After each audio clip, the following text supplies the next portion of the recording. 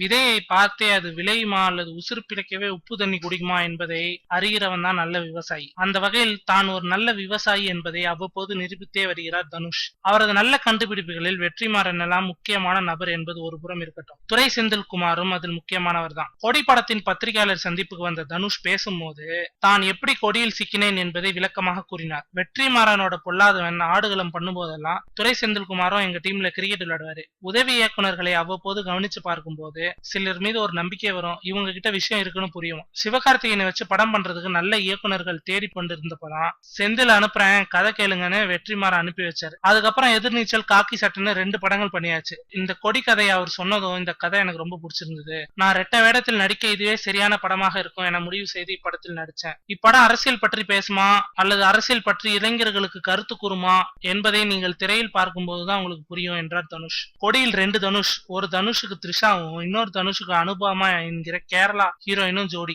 தீபாவளி வரப்போகும் கொடி இப்பவே உயர பறக்க ஆரம்பிச்சிருச்சு.